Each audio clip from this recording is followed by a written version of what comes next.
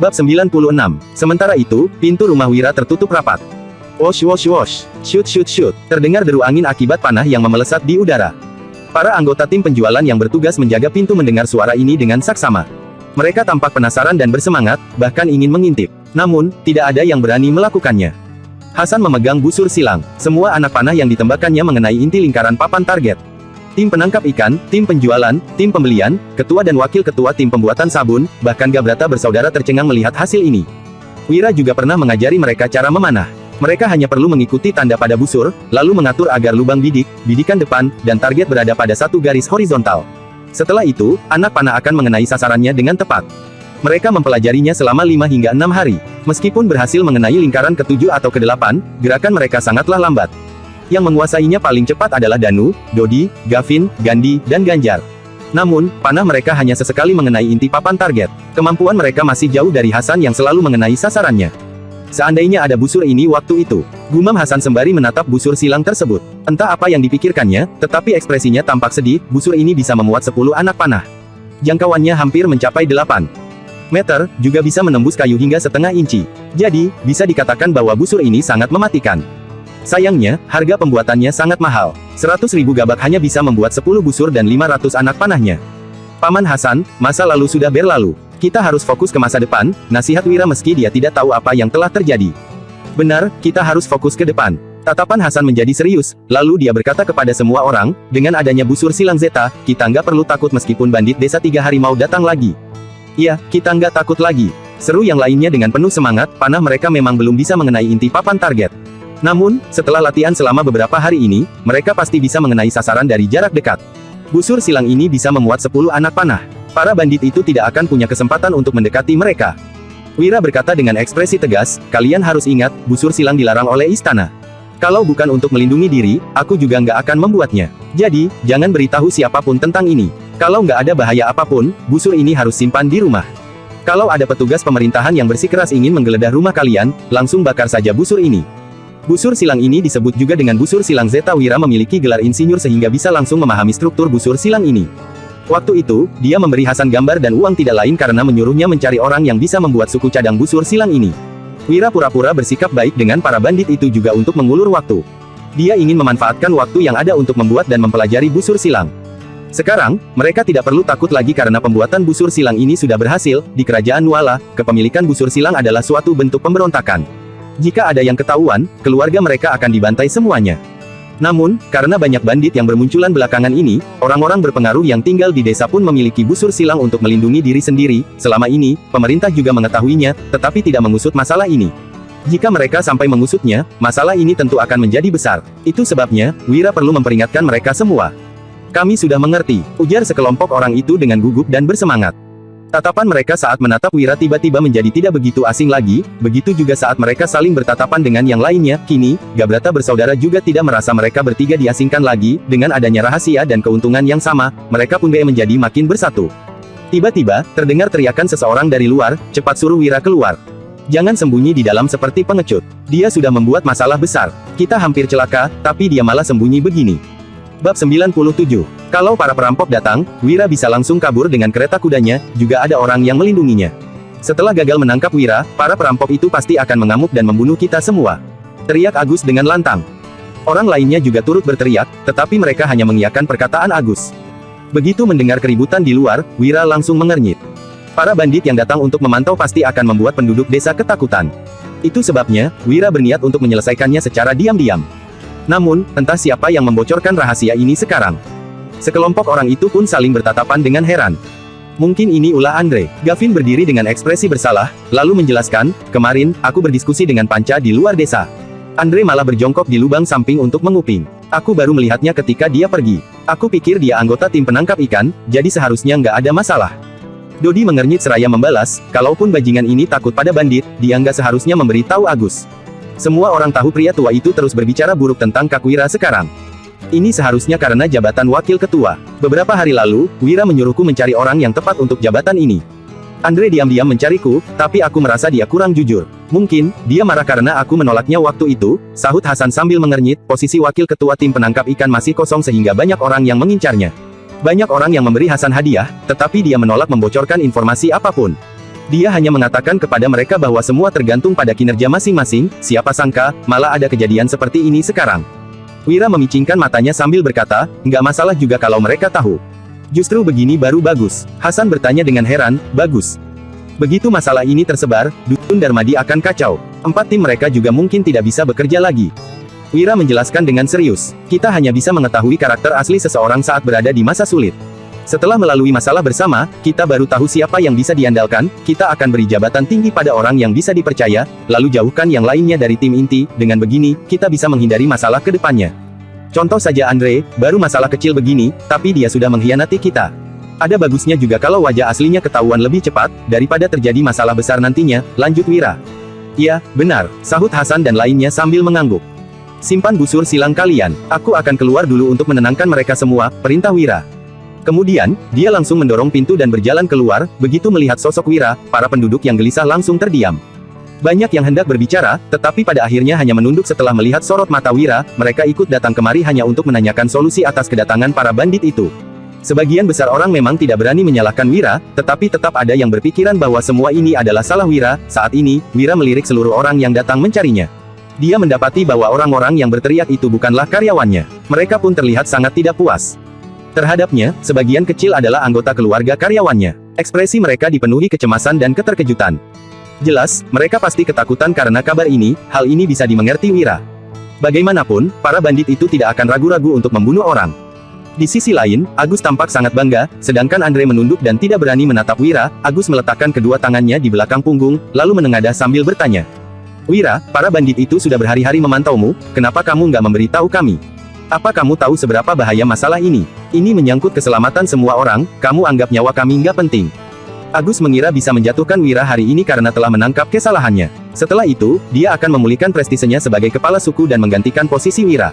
Dia akan memimpin tim penangkap ikan, tim penjualan, tim pembuatan sabun, dan tim pembelian, semua ini akan menjadi miliknya.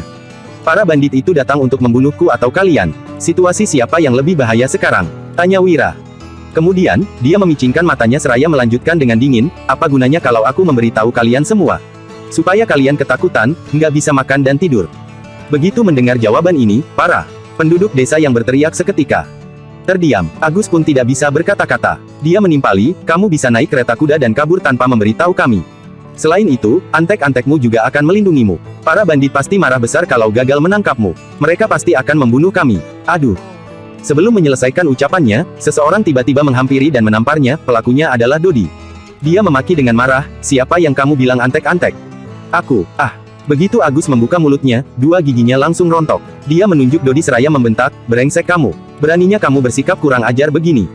Lancang sekali, Bab 98, Crack. Dodi meraih jari tangan yang diulurkan Agus, lalu mematahkannya dan menghardik, namaku Zabran, bukan bajingan. Kamu terus berbicara buruk tentang Kak Wira, aku sudah lama ingin menghajarmu. Bersikaplah lebih patuh lain kali. Kalau terulang lagi, aku akan pergi ke rumahmu dan menghajarmu. Coba saja kalau nggak percaya. Kamu, teriak Agus yang kesakitan karena jari tangannya patah. Dia menatap Dodi yang bersikap tidak masuk akal tanpa bisa melontarkan kalimat yang utuh. Di sisi lain, Wira menghampiri Andre dan bertanya, kenapa kamu mencari Agus? Apa maksudmu? Aku takut kamu mengabaikan kami saat para bandit itu datang. Kalau gagal, mereka pasti akan marah besar dan membunuhku.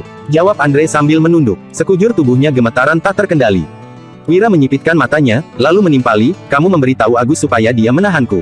Jadi, ketika para bandit datang, mereka tinggal membunuhku dan kamu akan aman. Bukan begitu, ucap Andre dengan panik sembari melambaikan tangannya. Dia terlihat seperti orang yang tidak bersalah. Bam, Hasan tiba-tiba menghampiri, lalu menendang Andre dan memaki, 8 hari lalu, para bandit itu sudah datang ke Dusun Darmadi. Aku menyuruh Wira segera pergi ke kabupaten dan bawa Wulan. Dengan kemampuannya menghasilkan uang, dia bisa saja tinggal di kabupaten selamanya. Tapi, dia malah bertanya, gimana nasib kalian kalau para bandit itu datang setelah dia pergi? Dia bertahan di Dusun Darmadi demi kalian semua, tapi kamu malah berprasangka buruk terhadapnya. Kamu bahkan mencari Pak Agus dan membawa orang-orang kemari. Di mana hati nuranimu? Lanjut Hasan. Banyak penduduk desa berlinang air mata mendengarnya. Bahkan, ada yang menangis dengan terseduh-seduh. Sudah kubilang, Kak Wira bukan orang seperti itu. Kamu malah ngotot mau datang untuk bertanya. Benar, kalau mau kabur, Kak Wira pasti sudah kabur sejak awal. Mana mungkin dia tinggal sampai hari ini. Kak Wira, cepat pergi dari sini. Nyawamu akan terancam kalau terus di sini. Para bandit itu benar-benar kejam. Iya, cepat tinggalkan Dusun Darmadi. Kamu sangat hebat karena bisa memberi begitu banyak orang pekerjaan. Kami sudah tua, nggak masalah kalau para bandit itu membunuh kami. Kak Wira nggak boleh terus berada di sini. Suruh dia cepat pergi ke kabupaten. Kalau Dusun Darmadi kehilangan Kak Wira, kehidupan kita nggak akan sebaik ini lagi. Paman Hasan, cepat bujuk Kak Wira. Bawa dia ke kota, jangan tinggal di dusun ini lagi. Para penduduk desa terus mendesak Wira untuk meninggalkan Dusun Darmadi. Ada yang melakukannya karena berbaik hati, juga ada yang karena keegoisan masing-masing, namun, kebanyakan orang mendesaknya karena mempertimbangkan generasi selanjutnya. Mereka berharap anak dan cucu mereka bisa menjalani kehidupan yang baik dengan bantuan Wira. Agus tentu tercengang melihat situasi ini. Sementara itu, Andre terus menggeleng dan berkata, Kak Hasan, bukan begini. Aku hanya khawatir pada keselamatan semua orang, makanya suruh Pak Agus memikirkan cara. Kak Wira, tolong maafkan aku. Aku sudah salah. Wira memerintah dengan ekspresi datar, Paman Hasan, bayar dia bonus bulan ini. Kelak, dia bukan lagi anggota tim penangkap ikan. Wira mengerti bahwa setiap manusia memiliki sisi egois. Dia tidak merasa kecewa karena tidak mengharapkan apapun. Namun, dia tidak akan memberi kesempatan pada orang egois yang bodoh dan mengkhianatinya. Kak Wira, maafkan aku. Aku nggak mau meninggalkan tim penangkap ikan. Keluargaku akan melarat nanti. Aku hanya memberi tahu Pak Agus masalah ini, aku nggak melakukan apa-apa. Mohon Andre sembari menangis. Dia masih bersikap seolah-olah tidak bersalah, tim penangkap ikan mendapatkan gaji dan bonus yang tinggi.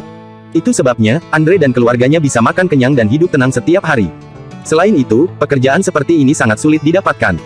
Wira seakan-akan tidak mendengarnya. Dia menatap para penduduk desa sambil berkata, para bandit itu memang akan datang, tapi kami sudah punya persiapan matang. Bagi yang percaya, silakan tetap tinggal di sini. Kalau enggak, kalian boleh menumpang di rumah kerabat atau teman dulu. Setelah masalah ini berlalu, kalian baru kembali. Para penduduk desa pun saling bertatapan. Untuk seketika, banyak orang yang tidak tahu harus berbuat apa. Aku percaya pada Kak Wira. Aku memilih untuk tinggal dan membantunya melawan para bandit. Aku juga, Kak Wira, kalau aku dibunuh para bandit, tolong biarkan putraku bergabung dengan tim penangkap ikan. Kak Wira, aku sudah sangat puas karena kedua putraku bekerja untuk tim penjualan. Kalau para bandit itu berani mengusikmu, aku akan bertarung mati-matian dengan mereka. Aku juga, demi Kak Wira, aku bersedia melawan para bandit itu. Setelah seseorang bersuara, orang lainnya pun berteriak dengan makin lantang. Perlahan-lahan, kerumunan menjadi heboh dan bersemangat. Pada zaman ini, orang-orang melewati kehidupan yang susah. Jadi, tidak mungkin ada kerabat ataupun teman yang bersedia menerima mereka. Selain itu, mereka juga tidak ingin meninggalkan tempat ini. Kehidupan di Dusun Darmadi sangat menyenangkan sekarang. Andre tercengang melihatnya. Dia merasa para penduduk desa sudah gila. Bagaimanapun, tidak semudah itu untuk melawan bandit. Gila, kalian semua sudah gila. Kalian semua pasti akan mati. Aku akan pergi beli rumah di kabupaten sekarang juga. Setelah para bandit itu datang, kalian akan tahu seberapa mengerikannya mereka. Teriak Agus sambil berjalan pulang dengan terhuyung. Bab 99. Di Gunung Harimau Hitam, Desa Tiga Harimau. Kak Kadir, Kak Heru, kenapa kalian berpikiran sempit begini? Memungut tarif jalan adalah bisnis yang sangat menguntungkan. Kenapa kalian malah nggak percaya? Cepat lepaskan aku nggak kerasukan. Tuan Wira nggak melakukan apa-apa padaku. Teriak Jamal. Di dalam sebuah rumah batu, Jamal diikat pada sebuah salib kayu. Terlihat kerak darah yang menempel pada sejujur tubuhnya. Selama 3 hari ini, dia terus disiram dengan darah anjing hitam sehingga tercium aroma yang sangat amis. Seorang bandit bertubuh tinggi yang berdiri di luar berkata, kita sudah menggunakan 10 ekor anjing hitam, tapi ketua Jamal masih belum waras. Sihir yang digunakan cendekiawan di Dusun Darmadi itu benar-benar luar biasa. Kamu benar, apa kamu tahu berapa anggota kita yang meninggalkan gunung beberapa hari ini? Tanya bandit bertubuh pendek dengan lirih. Apa maksudmu? Sahut bandit bertubuh tinggi itu dengan terkejut. Sudah biasa jika ada bandit yang melarikan diri dari pegunungan. Namun, jumlah orang-orang seperti ini biasanya tidak banyak. Mereka yang memilih untuk menjadi bandit umumnya memiliki masalah di luar sana. Jadi, mereka tidak akan bisa bertahan hidup jika kembali ke masyarakat. Bandit bertubuh pendek itu pun menjelaskan, 10 bawahan yang dibawa pulang ketua Jamal bilang, cendekiawan Dusun Darmadi itu memberi resep rahasia kepada 8 bawahan lainnya. Mereka membuka bisnis di kabupaten dan menghasilkan 500 gabak setiap harinya. Begitu mendengarnya, bandit bertubuh tinggi itu sontak terkesiap. Penghasilan ini sudah termasuk sangat tinggi bagi para bandit Desa Tiga Harimau. Para bandit di sini biasanya hanya dapat makan. Jika ada bisnis besar, mereka baru bisa mendapat ratusan gabak. Bagaimanapun, setiap kali hanya kepercayaan ketiga ketua yang diizinkan untuk ikut serta dalam pembagian keuntungan, bandit bertubuh pendek itu menambahkan dengan lirih, ya, mereka bilang Tuan Muda Wira sangat baik. Asalkan kita bersedia turun gunung, dia akan memberi kita resep rahasia dan mengajari kita berbisnis di kabupaten lain. Kalau terkumpul 10 orang, kita bisa mencarinya. Kita akan diberi 100.000 gabak untuk buka kedai. Ini serius? Tanya bandit bertubuh tinggi itu dengan mata berbinar-binar. Mana tahu, bandit bertubuh pendek itu menghela napas, lalu menimpali. Setelah menyebarkan informasi ini, 10 bandit itu langsung turun gunung pagi harinya. Mereka bilang sudah mendapat uang, lalu tinggal mengambil resep rahasia dan berbisnis di kabupaten lain. Itu sebabnya, hari ini dan 2 hari lalu, ada banyak orang yang meninggalkan gunung. Bandit bertubuh tinggi itu memperlihatkan ekspresi mengerti sembari berujar, pantas saja, aku rasa jumlah para bandit berkurang banyak. Rupanya mereka turun gunung untuk berbisnis. 2 hari ini, Ketua Kadir dan Ketua Heru marah besar. Siang ini, Ketua Heru langsung membawa bawahan untuk mencari cendekiawan itu di Dusun Darmadi. Katanya, dia pasti akan memenggal kepala cendekiawan itu malam ini juga. Ucap bandit bertubuh pendek itu seraya. Mendengkus, bandit bertubuh tinggi itu menyahut dengan cemas, cendekiawan di Dusun Darmadi itu menguasai sihir. Kamu rasa, Ketua Heru akan berhasil nggak? Ketua Heru membawa 20 orang pergi. Semuanya adalah ahli bela diri yang sudah sering membunuh. Dengan adanya begitu banyak orang, sihir-sihir itu pasti nggak akan berguna, balas bandit bertubuh pendek itu. Kak Heru membawa orang pergi membunuh Tuan Wira. Ini gawat, Kak Heru bisa mati. Tuan Wira sangat waspada. Ketika menghadapiku waktu itu, dia sampai memasang 4 perangkap. Kak Heru malah membawa begitu banyak orang. Entah berapa banyak perangkap yang akan diatur Tuan Wira, kata Jamal dengan panik. Kemudian, Jamal berteriak. Seseorang, cepat kabari Kak Kadir, suruh dia perintahkan Kak Heru pulang. Kalau enggak, Kak Heru akan mati di Dusun Darmadi. Tuan Wira sangat ahli dalam memasang perangkap. Kedua bandit itu pun menggeleng mendengarnya. Heru membawa begitu banyak orang turun gunung. Jumlah ini sudah cukup untuk membantai satu desa. Jadi, tidak mungkin dia dibunuh oleh cendekiawan itu. Hais, Ketua Jamal benar-benar kerasukan. Batin kedua bandit itu, mereka harus segera mengusir roh jahat itu, tetapi anjing hitam di sekitar pegunungan sudah habis dibunuh mereka, entah cara apa yang bisa mereka gunakan lagi. Dengar-dengar, kotoran juga bisa digunakan untuk mengusir roh jahat. Apakah mereka harus memberitahu Ketua Kadir tentang ini? Keesokan siangnya, Heru yang mengenakan zirah dan menunggang kuda akhirnya keluar dari desa 3 harimau.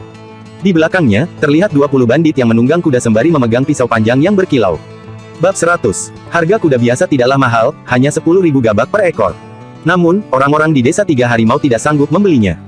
Beberapa ekor kuda ini adalah kekayaan yang dikumpulkan desa 3 harimau dengan merampok selama beberapa tahun ini. Meskipun kuda-kuda ini bertubuh kecil dan lambat, mereka selalu menggunakannya untuk menarik kereta. Faktanya, kuda seperti ini bisa berlari 50-100 km per hari. Kecepatannya juga jauh lebih tinggi jika dibandingkan dengan manusia yang berjalan kaki. Dengan mengandalkan 20 ekor kuda ini, orang-orang di desa 3 harimau bisa bepergian jauh dan merajalela di Kabupaten Uswal. Masing-masing menunggang kuda dan memegang pisau, membuat mereka terlihat seperti pasukan berkuda kecil. Petugas keamanan yang berpatroli sekalipun akan melarikan diri jika bertemu dengan mereka, apalagi para penduduk desa. Mereka berangkat siang hari, jadi tiba di kaki gunung pada sore harinya.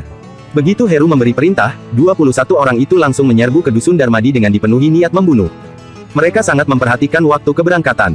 Jika berangkat siang hari, orang-orang tidak akan sempat melapor ke pengadilan daerah meski melihat kedatangan mereka. Gunung Harimau Hitam berjarak 40 km dari Kabupaten Uswal. Jadi, setidaknya membutuhkan 1 hari meski menunggang kuda, gerbang kota akan ditutup pada malam hari. Ketika tiba nanti, hari pasti sudah tengah malam. Pria bermarga Darmadi itu memang brengsek. Dia hanya tahu bermain tipu muslihat. Baru 3 hari, tapi dia sudah membuat desa 3 harimau kehilangan 40 anggota. Dia benar-benar pantas mati, maki Heru dengan geram. Awalnya, dia berniat menunggu 2 hari lagi sebelum berangkat. Namun, ada begitu banyak bandit di pegunungan yang tergoda dengan tawaran itu, para bandit pun diam-diam berkomunikasi karena ingin pergi mencari panca dan bara. Mereka berharap bisa mendapat uang dan resep rahasia untuk berbisnis. Semua ini juga salah Kak Kadir. Dia terlalu pelit. Uang yang diberikan pada bawahan terlalu sedikit. Itu sebabnya, mereka langsung tergoda dengan keuntungan 10.000 gabak per bulan. Batin Heru, di luar Dusun Darmadi, ada sebuah jalan yang harus dilewati jika ingin masuk.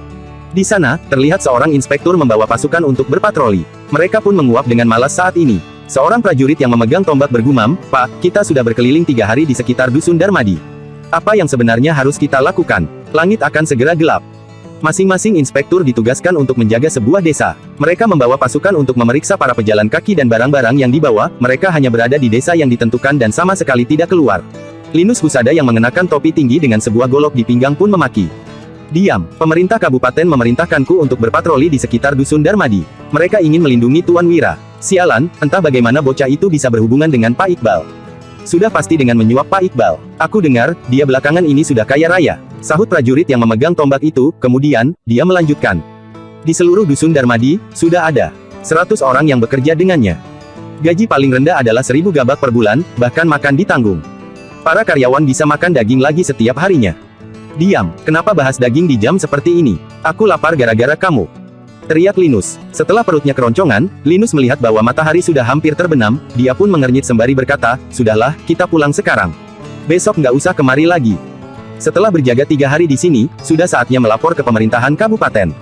Tepat ketika sekelompok orang itu hendak pergi, seorang prajurit yang telungkup di tanah tiba-tiba melapor dengan ekspresi yang berubah drastis. "Pak Linus, aku mendengar suara tapak kuda yang tergesa-gesa, jumlahnya cukup banyak." Ekspresi Linus juga berubah drastis, dia telungkup di tanah untuk mendengar, lalu bangkit dan berteriak, "Cepat sembunyi. Kita lihat dulu siapa orang yang datang." Sekelompok orang itu bergegas bersembunyi di hutan yang terletak di samping. Tidak berselang lama, terlihat 21 ekor udah melaju dengan cepat. "Heru, pria bernama Wira itu pasti diincar desa 3 harimau karena sudah kaya sekarang," kata Linus saat melihat wajah si pemimpin yang agak kekuningan dan memiliki tatapan jahat. Prajurit yang memegang tombak itu pun bertanya, "Apa yang harus kita lakukan sekarang? Apa kita harus membantu?" Linus segera mengerlingkan matanya. Seraya menjawab, "Kalau kamu nggak takut mati, pergi sana. Mereka adalah bandit dari desa 3 harimau, mereka bahkan menunggang kuda kemari. Kalaupun bertambah 1 pasukan, kita tetap nggak bisa membunuh mereka." Mendengar ini, prajurit itu kembali bertanya, "Jadi, bagaimana dengan pemerintah kabupaten?"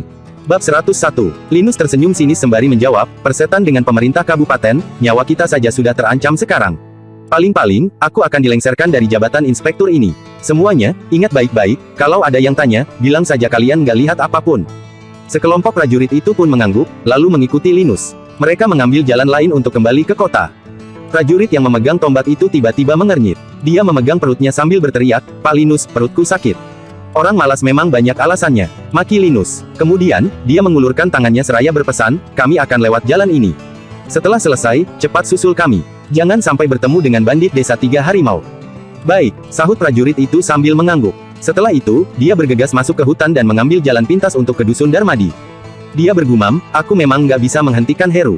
Tapi, aku dengar Tuan Muda Wira adalah orang baik. Aku harus memberitahunya, jangan sampai dia dibunuh para bandit itu. Tuan Muda Wira, kamu mengundangku dan 4 orang pemanah kemari, juga meminjam busur mereka, apa yang mau kamu lakukan? Aku nggak bisa tenang kalau kamu nggak menjelaskannya," ujar Jamadi. Saat ini, Jamadi sedang berada di rumah Wira. Dia memegang uang 10.000 gabak, tetapi tidak berani menerimanya. Di sisi lain, keempat pemanah itu juga memperoleh 10.000 gabak masing-masing.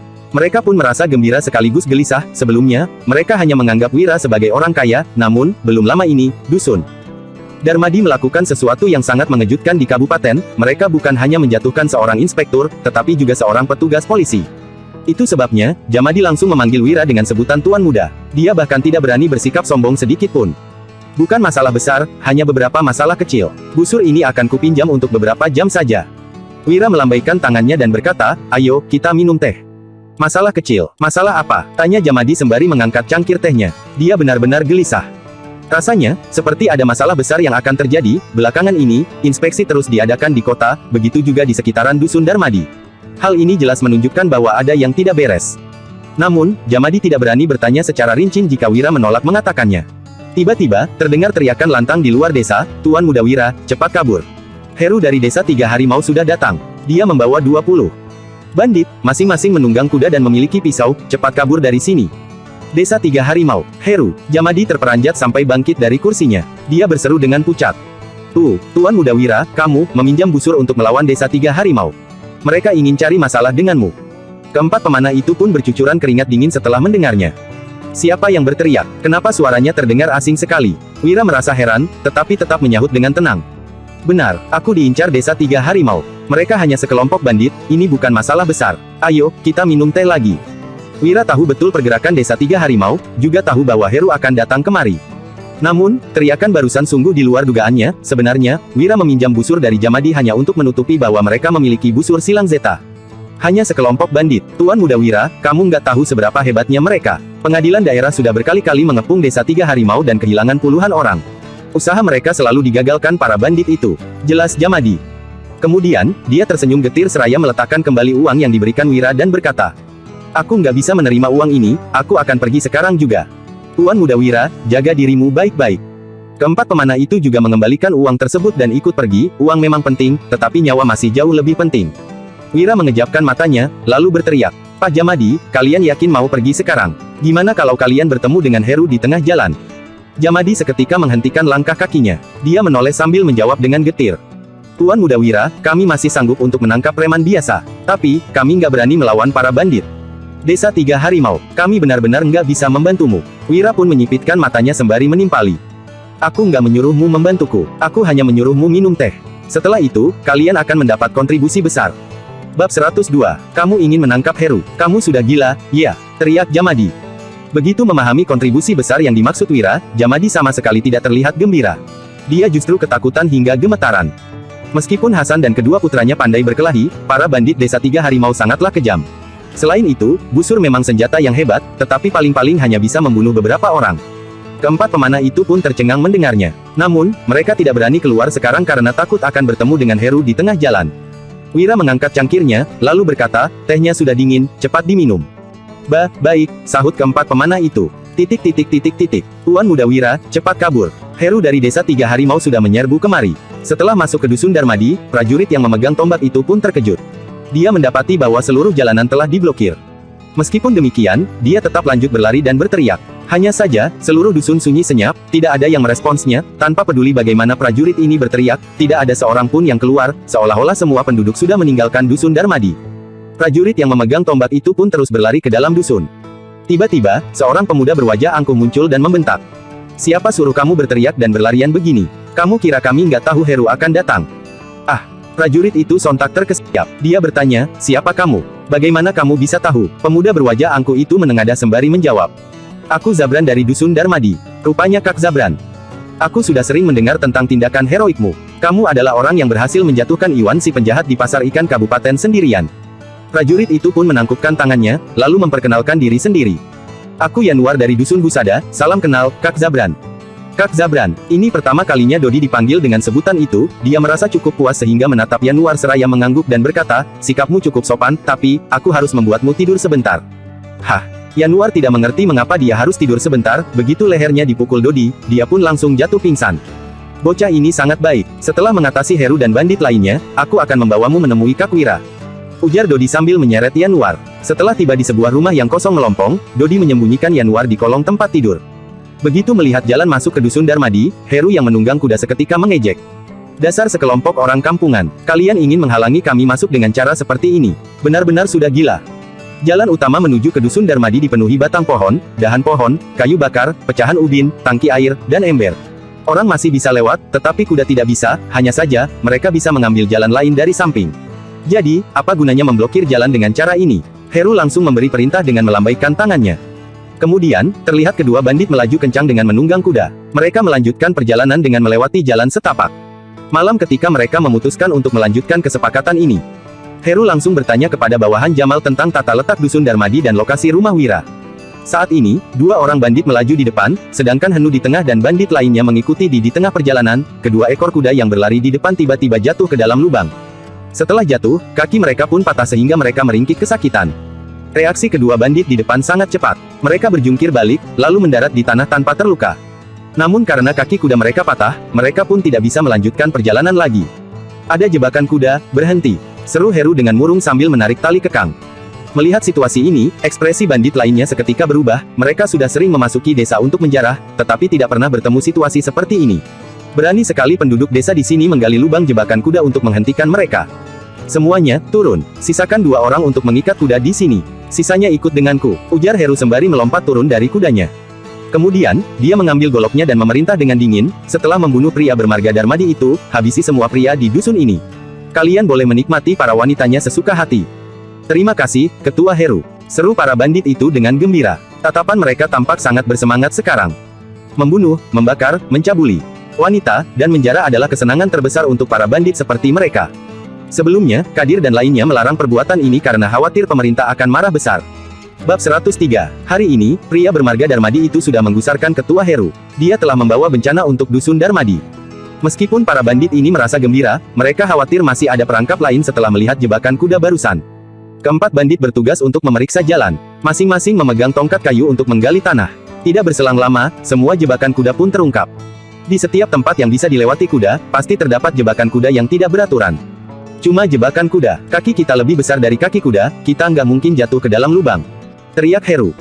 Begitu melihat semuanya adalah jebakan kuda, Heru pun menjadi makin marah. Jadi, dia buru-buru mendesak para bawahannya untuk melanjutkan perjalanan. Heru sudah tidak sabar untuk bertemu Wira sekarang. Dia ingin menyiksa bocah ini sampai memohon ampun kepadanya. Mendengar perkataan Heru, keempat bandit itu merasa cukup masuk akal. Mereka pun melempar tongkat kayu, lalu mulai berlari. Ah! Seorang bandit tiba-tiba terjatuh. Dia berteriak kesakitan sambil memegang kakinya. Ternyata, dia tidak sengaja menginjak perangkap penjepit hewan. Darah mengalir deras dari kaki kirinya, membuat bagian bawah celananya sampai berlumuran darah. Dasar bajingan, kamu kira bisa menghentikan kami hanya dengan trik murahan seperti ini? Maki Heru dengan marah. Kemudian, dia memerintah dengan murung. Lanjut periksa. Setelah menemukan pria bermarga Darmadi itu, kita akan langsung membunuhnya. Para bandit kembali memeriksa jalan sehingga kecepatan mereka melambat lagi. Setelah berjalan 6 meter, mereka menemukan sebuah perangkap penjepit hewan lagi. Perangkap itu pun menjepit ranting pohon yang dipegang seorang bandit.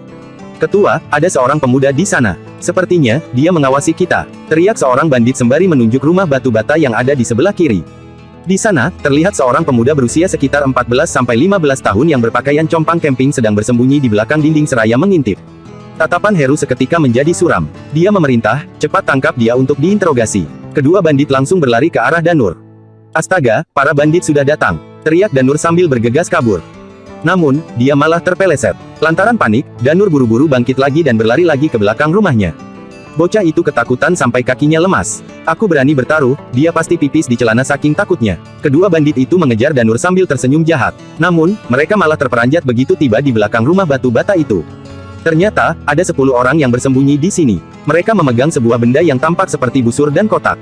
Mereka menatap kedua bandit itu tanpa rasa takut sedikit pun, seolah-olah mereka adalah pemburu yang bertemu dengan mangsa. Ketua Heru, kedua bandit itu merasa ada yang tidak beres sehingga segera berbalik dan berteriak. Mereka ingin memperingatkan Heru bahwa ada bahaya di sini. Wosh, wosh. Dua anak panah sontak memelesat dan menembus punggung kedua bandit itu. Saat berikutnya, tidak terdengar teriakan apapun lagi. Bro, kedua bandit itu terjatuh. Tubuh mereka dihalangi oleh dinding, sementara kepala mereka bisa terlihat dari seberang sana. Tidak berselang lama, sosok mereka tidak terlihat lagi karena diseret ke belakang rumah batu bata. Melihat kejadian ini, sekelompok bandit itu seketika menarik napas dalam-dalam. Mereka tidak takut saat berhadapan dengan senjata. Bagaimanapun, mereka sudah sering membunuh. Namun, kedua teman mereka baru saja mati tanpa diketahui penyebabnya. Hal ini pun membuat mereka merasakan ketakutan yang belum pernah ada sebelumnya. Apa yang kalian takutkan? Mereka hanya menggunakan busur dan panah. Jumlah busur mereka pasti sedikit. Kalau enggak, mereka sudah melawan kita sejak tadi, mana mungkin bersembunyi seperti ini, ayo, ikut aku. Kita akan membunuh orang-orang kampungan itu. Seru Heru, dia yakin bahwa spekulasinya benar sehingga langsung mengambil goloknya dan memimpin di depan. Ke-15 bandit yang tersisa pun memberanikan diri untuk mengikuti Heru. Saat ini, mereka benar-benar murka. Para bandit sudah mendekat. Jangan takut, mereka hanya tersisa 16 orang. Jarak dari belakang rumah batu bata ke tempat kita sekitar 45 meter. Kita akan menembak setiap 15 meter, jadi setidaknya ada 3 ronde. Kita punya 30 anak panah. Setelah memanah 6 orang, kita menjauh dulu. Baru luncurkan panah lagi sampai semuanya mati. Perintah Hasan sambil memegang busur silang saat mendengar suara langkah kaki. Dia terlihat sangat tenang sekarang. Danu dan Dodi tampak bersemangat. Mereka bahkan berpikiran untuk membuang busur silang ini, lalu mengambil pisau dan menerjang musuh. Gavin, Gandhi, dan Ganjar juga bersemangat, tetapi mereka agak gugup. Ini pertama kalinya mereka menghadapi para bandit, sementara itu, Sony, Danur, Herman, dan Hamid yang tidak bisa berkelahi bercucuran keringat dingin.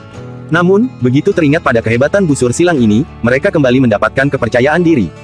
Ketika tiba di belakang rumah batu bata itu, Heru melihat 10 orang yang memegang barang aneh di tangan.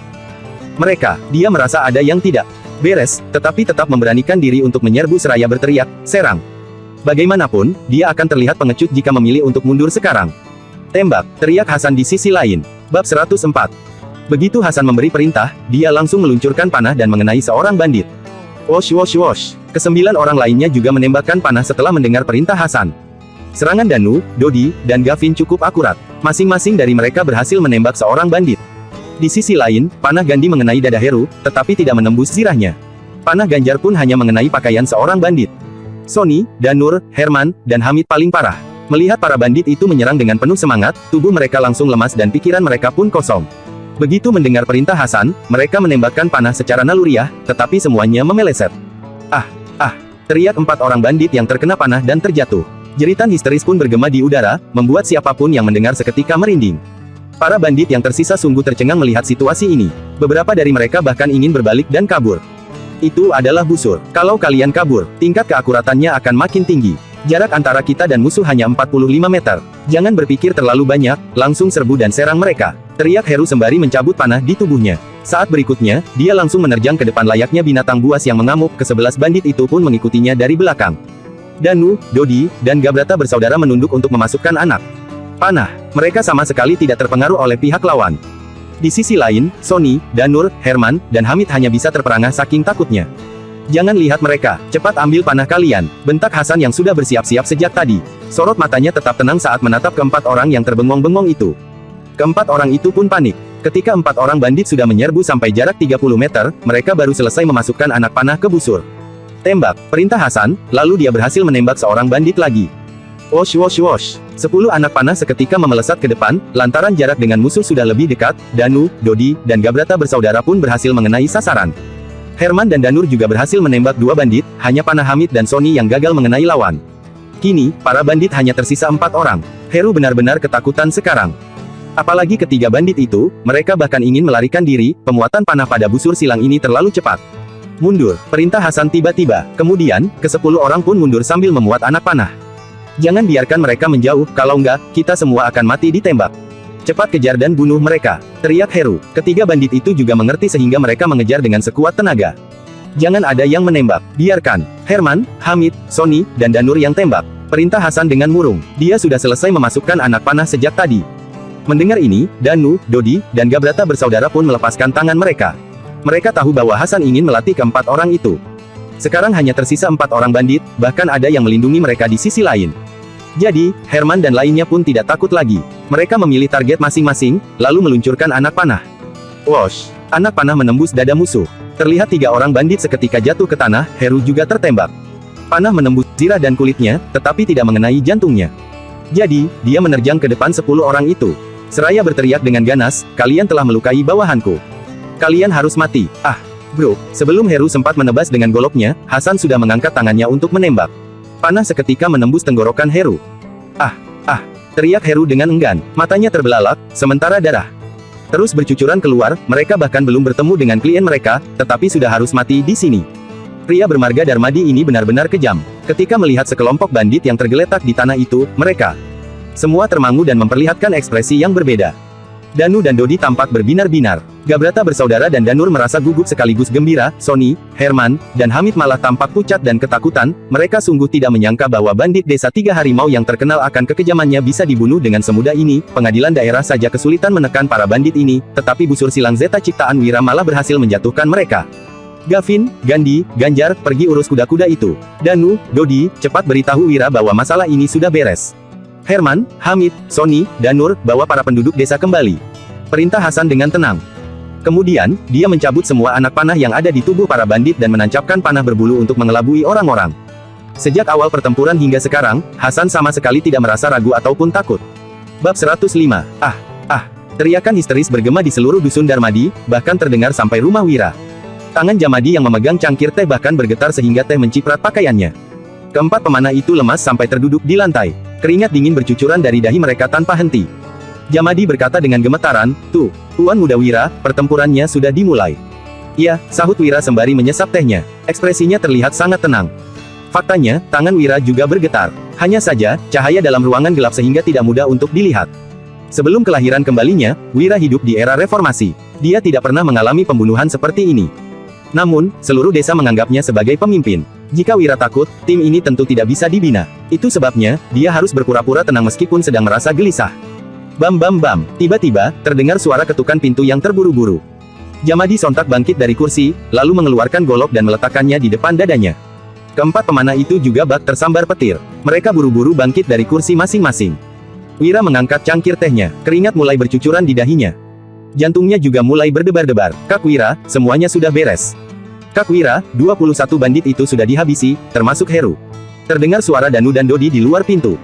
Yang satu terdengar tenang, sedangkan yang satu lagi terdengar bersemangat. Begitu mendengarnya, Jamadi dan keempat pemanah itu langsung menatap Wira. Sorot mata mereka menunjukkan keterkejutan, ketakutan, dan rasa hormat. Heru yang bahkan tidak bisa diatasi oleh pengadilan daerah justru berhasil dihabisi oleh bawahan Wira sekarang. "Iya," Wira menanggapi dengan singkat, seakan-akan ini hanyalah masalah kecil yang sama sekali tidak penting.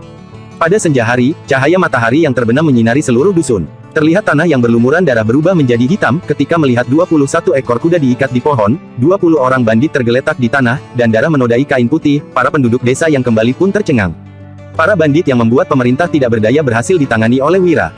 Kejadian ini membuat para penduduk desa menatap Wira dengan kagum. Kini, mereka sangat percaya pada Wira. Jamadi dan keempat pemanah itu berdiri di belakang Wira dengan hormat. Wira adalah seorang cendekiawan yang mampu melengsarkan pejabat yang melakukan korupsi, juga mampu membunuh bandit. Siapapun yang mengusiknya sama saja dengan mencari mati. Saat ini, kelima orang itu bahkan merasa uang yang mereka terima sangat tidak pantas. Panca dan Bara yang kembali dari kota dan mengikuti penduduk desa bersembunyi di hutan merasa heran dengan kejadian ini. Heru mati semudah itu. Dia jelas-jelas adalah bandit yang tak terkalahkan. Selain itu, Hasan dan lainnya sama sekali tidak terluka. Bagaimana mereka melakukan semua ini? Melihat ekspresi orang-orang yang terkejut, Wira tersenyum seraya berkata, kalian pasti sangat ketakutan. Bereskan dulu perangkap penjepit hewan di tanah, sisanya baru kita urus besok. Setelah itu, kalian boleh kembali untuk beristirahat. Besok, kita harus mengangkut jenazah para bandit ini ke pengadilan daerah. Bandit dari desa Tiga Harimau dibunuh begitu saja oleh Kak Wira. Kamu nggak percaya, sudah lihat jenazah itu? Itu jenazah Heru, ketua kedua desa Tiga Harimau. Kak Wira benar-benar menepati janjinya. Pak Agus membawa semua anggota keluarganya pindah kemarin, entah gimana reaksinya kalau tahu tentang ini. Dia pasti nggak percaya, lalu bilang semua ini nggak mungkin. Para penduduk desa mengobrol sambil berjalan pergi. Ada yang pergi mengumpulkan perangkat penjepit hewan, ada yang pergi menyingkirkan benda-benda yang menghalangi jalanan, ada juga yang pulang untuk memasak. Sementara itu, tim penangkap ikan tidak melakukan apa-apa. Para remaja itu menyaksikan Danu dan lainnya bekerja dengan penuh semangat. Mereka merasa sangat iri pada 10 orang ini. Sony, Danur, Herman, dan Hamid tidak pernah mempelajari ilmu bela diri. Bahkan, Danur jauh lebih lemah dari mereka. Para remaja ini pun berpikir, jika mereka juga mengikuti pertempuran besar barusan, mereka yakin bisa membunuh para bandit itu dengan menuruti instruksi Wira.